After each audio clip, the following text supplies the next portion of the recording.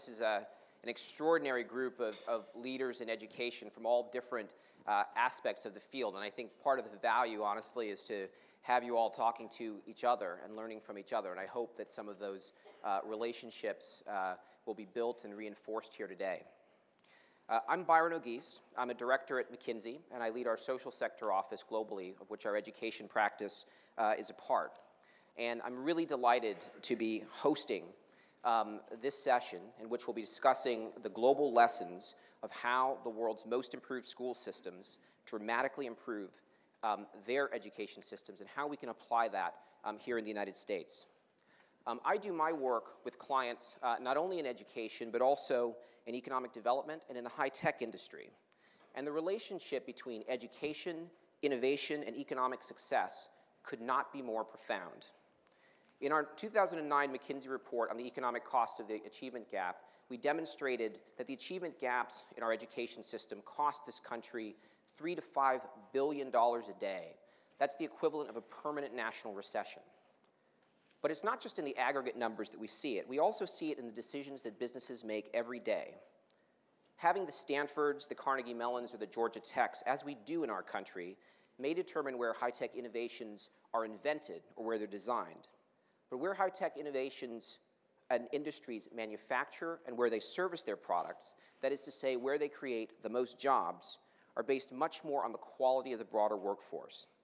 For the US, this means that our economic future depends not only on our great iconic universities, but on our open access public universities, our community colleges, and above all, our K-12 system. We need to produce graduates who are not only masters of the basics, but also creative and critical thinkers who are able to work in teams, to identify and understand customer problems, and to solve them. A recent report by Tony Carnevale at Georgetown Center on Education and the Workforce, and McKinsey's own recent reports, Winning by Degrees and Changing the Fortunes of America's Workforce, show that the economy that emerges from this recession will be a different economy than the one that we entered with.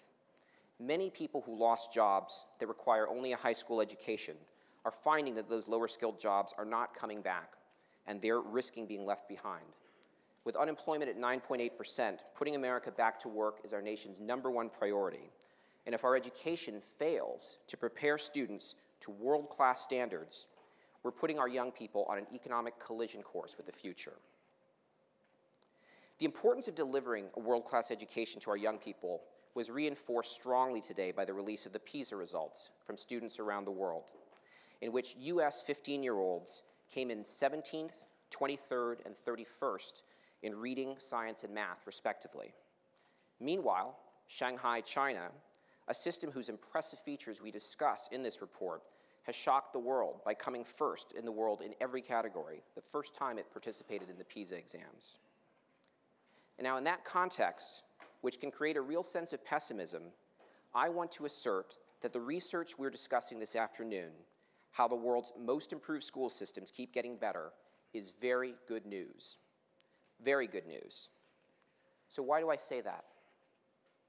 This research is very good news, first, because it shows that it's possible to make dramatic progress in the effectiveness of a school system in a fairly short period, in a few years. Second, it shows that this kind of dramatic improvement can be accomplished across cultures, income levels, and political systems, in poor countries, in ethnically diverse countries, in federal systems. And at each stage of the journey, from poor to fair to good to great to excellent, there are common strategies. Third, we're doing it here, in the United States. 3 of the 20 successful systems we highlight in this report are US systems in all of their diversity: a mayoral controlled system, one with a school board, and one charter network. So this research that you're about to hear more about was global, it was extensive and deep. The lessons we took away from it were rich, but 4 overall lessons really stood out for me. First, that rapid change for the better is possible. Second, that the what is common across cultures, while the how is context-specific. Third, that we can prescribe adequacy, but we really have to unleash greatness. And fourth, that leadership is the critical ingredient. Now, as everyone in this room knows all too well, the United States is not one education system. It's a collection of very diverse systems with very different starting points, mainly fair or good by global standards.